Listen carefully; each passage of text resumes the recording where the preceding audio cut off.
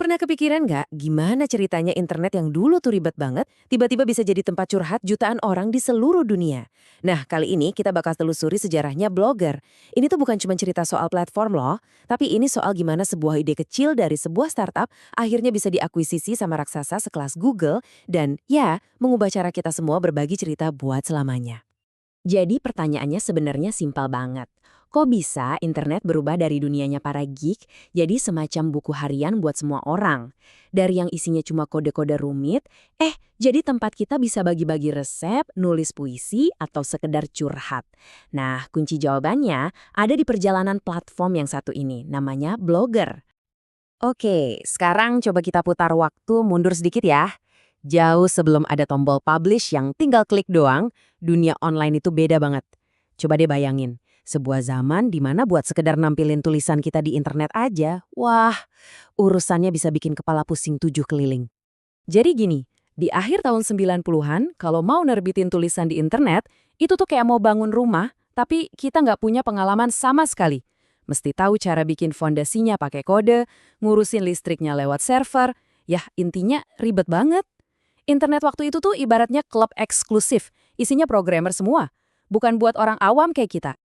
Nah, di tengah semua kerumitan itu, muncullah sebuah startup kecil, namanya Pyre Labs. Mereka datang bawa ide yang kelihatannya sepele banget, tapi dampaknya, wah, luar biasa. Misi mereka cuma satu, bikin internet jadi milik semua orang. Terus apa sih blogger itu sebenarnya? Gampangnya gini deh, bayangin aja sebuah buku harian digital. Ya, itu dia. Sebuah sistem yang super simple, yang bikin siapapun, bener-bener siapapun, tanpa perlu ngerti kode satu baris pun, bisa punya rumah sendiri di internet. Tinggal tulis, klik, dan tulisan kita langsung bisa dibaca sama seluruh dunia. Lengkap dengan cap tanggal dan waktu. Ya, sesimpel itu. Ada dua tanggal penting banget nih yang harus kita ingat. Pertama, tahun 1999. Ini waktu blogger lahir dari tangan Evan Williams dan Mac Hourihan di Pyra Labs. Dan yang kedua, ini titik balik terbesarnya, tahun 2003. Momen di mana Google, ya Google yang itu, melihat potensi raksasa di platform kecil ini dan mutusin buat membelinya. Dan langkah ini benar-benar ngubah segalanya. Masuknya Google ini jadi penanda dimulainya babak baru. Blogger yang tadinya proyek startup keren, tapi ya dananya pas-pasan, langsung bertransformasi jadi sebuah layanan yang didukung penuh sama server, dana, dan para insinyur kelas dunia punya Google. Ini lompatan yang gede banget. Perubahannya tuh benar-benar fundamental.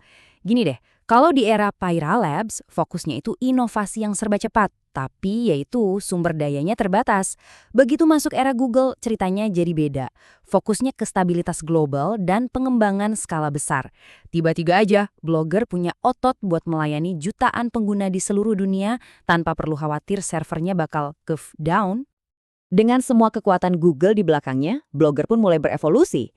Dan ini bukan cuma soal ganti tampilan aja loh, tapi mesin di dalamnya itu dirombak total biar jadi lebih modern dan jauh lebih kuat. Yuk kita lihat beberapa lompatan besarnya. Evolusinya ini terjadi bertahap. Dimulai di tahun 2004, tampilannya dirombak jadi lebih fresh. Terus langkah gede berikutnya di tahun 2006. Lewat sebuah proyek yang namanya Invader, semua blog itu dipindahin ke server Google yang super kencang. Lanjut di 2010, hal-hal teknis yang ribet kayak yang FTP itu dihapus, jadi makin gampang lagi buat kita. Dan puncaknya mungkin di 2011, pas muncul tampilan dinamis yang bikin blog kita bisa kelihatan keren di perangkat apa aja. Nah, terus semua pembaruan teknis itu artinya apa buat kita, para penggunanya?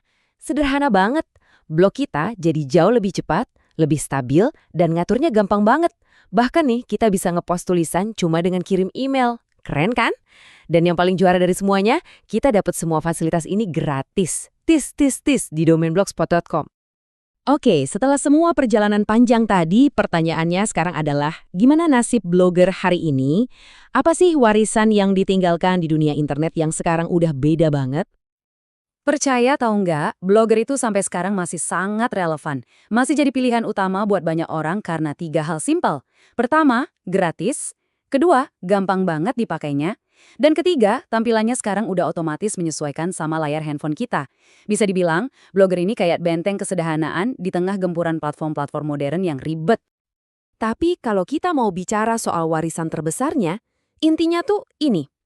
Blogger adalah platform yang sukses mendemokratisasi internet.